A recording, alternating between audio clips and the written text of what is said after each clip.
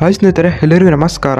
ಇದೇ ಗುರುವಾರ ನಮ್ಮ RCB ತಂಡ ಲಕ್ನೋ ವಿರುದ್ಧ ಪಂದ್ಯ ಆಡುತ್ತೆ. ಇಲ್ಲಿಂದ ಪ್ರತಿಯೊಂದು ಮ್ಯಾಚ್ ಕೂಡ ನಮ್ಮ RCB ತಂಡಕ್ಕೆ ಕ್ರೂಷಿಯಲ್ ಪಂದ್ಯ ಆಗಿರುತ್ತೆ, ಗೆಲ್ಲಲೇಬೇಕಾದ ಪಂದ್ಯ ಆಗಿರುತ್ತೆ. ಲಕ್ನೋ ವಿರುದ್ಧ RCB ಪ್ಲೇಯಿಂಗ್ 11 ಅಲ್ಲಿ ದೊಡ್ಡ ಬದಲಾವಣೆ ಎದುರಾಗಿದೆ. ಸ್ಟಾರ್ ಆಟಗಾರ ತಂಡದಿಂದ ಹೊರಗುಳಿದಿದ್ದಾರೆ ಅಂತಾನೆ ಹೇಳ್ಬೋದು. ಅಷ್ಟಕ್ಕೂ ಲಕ್ನೋ ವಿರುದ್ಧ RCB ತಂಡದ ಪ್ಲೇಯಿಂಗ್ 11 ಯಾವ ರೀತಿ ಆಗಿರುತ್ತೆ, ತಂಡದಿಂದ ಹೊರಗುಳಿದ ಆ ಸ್ಟಾರ್ ಆಟಗಾರ ಯಾರು ಗೊತ್ತಾ, ಇದರ ಸಂಪೂರ್ಣ ಮಾಹಿತಿಯನ್ನ ಈ ಒಂದು ವಿಡಿಯೋದಲ್ಲಿ ಕಂಪ್ಲೀಟ್ ಆಗಿ ತಿಳಿಸ್ಕೊಡ್ತಾ ಹೋಗ್ತೀನಿ. ಅದರಿಂದ ಯಾರೇ ಚಾನಲ್ ಸಬ್ಸ್ಕ್ರೈಬ್ ಮಾಡ್ಕೊಂಡಿಲ್ಲ, ದಯವಿಟ್ಟು ಚಾನಲ್ಗೆ ಸಬ್ಸ್ಕ್ರೈಬ್ ಮಾಡ್ಕೊಳ್ಳಿ. ಈ ವಿಡಿಯೋನ ಕೊನೆವರೆಗೂ ನೋಡೋದನ್ನ ಮಿಸ್ ಮಾಡಲೇಬೇಡಿ ಸ್ನೇಹಿತರೆ. ಇಲ್ಲಿಂದ ಪ್ರತಿಯೊಂದು ಮ್ಯಾಚ್ ಕೂಡ ಎಲ್ಲಾ ತಂಡಗಳಿಗೂ ಕೂಡ ತುಂಬಾನೇ ಕ್ರೂಷಿಯಲ್ ಪಂದ್ಯ ಆಗಿದೆ. ಪ್ರತಿಯೊಂದು ಮ್ಯಾಚ್ ಕೂಡ ಗೆಲ್ಲಲೇಬೇಕಾದ ಪಂದ್ಯ. ಎಲ್ಲ ತಂಡಗಳು ಕೂಡ ಚೆನ್ನಾಗಿ ಆಡ್ತಿವೆ. ಲಕ್ನೋ ಸೂಪರ್ ಜೈಂಟ್ಸ್ ತಂಡ, ಮುಂಬೈ ಇಂಡಿಯನ್ಸ್ ತಂಡ ಹಾಗೂ KKR ತಂಡ ಹೊರಗುಳಿದಿದ್ದು ಬಿಟ್ರೆ ಇನ್ನು ಎಲ್ಲ ತಂಡಗಳು ಕೂಡ ಚೆನ್ನಾಗಿ ಆಡ್ತಿವೆ. ಯಾರು ಟಾಪ್ ಗೆ ಬರ್ತಾರೆ ಅಂತ ಹೇಳೋದಕ್ಕೆ ಆಗೋದಿಲ್ಲ. RCB ಅಂತೂ ಸದ್ಯಕ್ಕೆ ಸೂಪರ್ ಆಗಿ ಆಡ್ತಾ ಇದೆ. ಇತ್ತ ಪಂಜಾಬ್ ಕಿಂಗ್ಸ್ ತಂಡನೂ ಕೂಡ ಚೆನ್ನಾಗಿ ಆಡ್ತಿದೆ. ಪಂಜಾಬ್ ಕಿಂಗ್ಸ್ ತಂಡ ಬ್ಯಾಕ್ ಟು ಬ್ಯಾಕ್ ಸೋಲನ್ನ ಕಂಡಿದೆ, ಹ್ಯಾಟ್ರಿಕ್ ಸೋಲನ್ನ ಕಂಡಿದೆ. ಈ ಕಾರಣಕ್ಕೋಸ್ಕರ ಟಾಪ್ 2 ಗೆ ಪಂಜಾಬ್ ಕಿಂಗ್ಸ್ ತಂಡ ಹೋಗುವ ಸಾಧ್ಯತೆ ಇದೆ. ನೆಕ್ಸ್ಟ್ ಮ್ಯಾಚ್ RCB ಗೆತ್ತು ಅಂತ ಹೇಳಿದ್ರೆ. ಒಟ್ನಲ್ಲಿ ಈ ವರ್ಷ ಈ ಸೀಸನ್ ನಲ್ಲಿ RCB ಚೆನ್ನಾಗಿ ಆಡ್ತಾ ಇದೆ. ಪಂಜಾಬ್ ಕಿಂಗ್ಸ್ ತಂಡನೂ ಕೂಡ ಚೆನ್ನಾಗಿ ಆಡ್ತಿದೆ. ಹೋದ ವರ್ಷ ಪಂಜಾಬ್ ಹಾಗೂ RCB ತಂಡ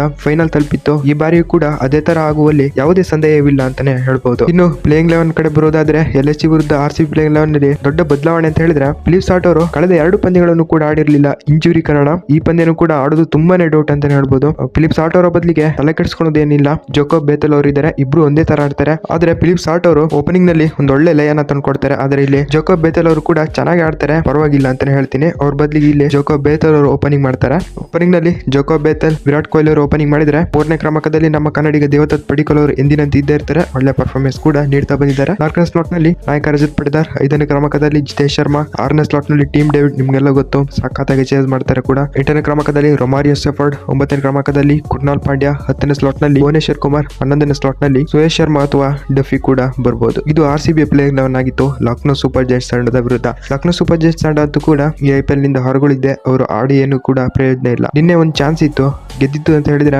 ಬರೋದಕ್ಕೆ ತುಂಬಾನೇ ಚಾನ್ಸ್ ಇತ್ತು. ಆದ್ರೆ ನಿನ್ನೆ ಸೋತಿರೋದ್ರಿಂದ MI ತಂಡ ಹಾಗೂ ಲಕ್ನೋ ಸೂಪರ್ ಜೈಂಟ್ಸ್ ತಂಡ ಎರಡು ತಂಡನೂ ಕೂಡ IPL ನಿಂದ ಹೊರಗುಳಿದಿದೆ. ಇದು RCB ಪ್ಲೇಯಿಂಗ್ 11 ಆಗಿತ್ತು ಲಕ್ನೋ ಸೂಪರ್ ಜೈಂಟ್ಸ್ ತಂಡದ ವಿರುದ್ಧ ಗುರುವಾರ ಪಂದ್ಯಕ್ಕೆ. ಈ ಪ್ಲೇಯಿಂಗ್ 11 ಬಗ್ಗೆ ನಿಮ್ಗೆ ಅನಿಸುತ್ತೆ? ತಪ್ಪದೆ ಕಾಮೆಂಟ್ ನಲ್ಲಿ ತಿಳಿಸಿ. ಮುಂದಿನ ವಿಡಿಯೋದಲ್ಲಿ ಸಿಗ್ತೀನಿ. ಅಲ್ಲಿವರೆಗೂ ಟಾಟಾ, ಬೈ ಬೈ.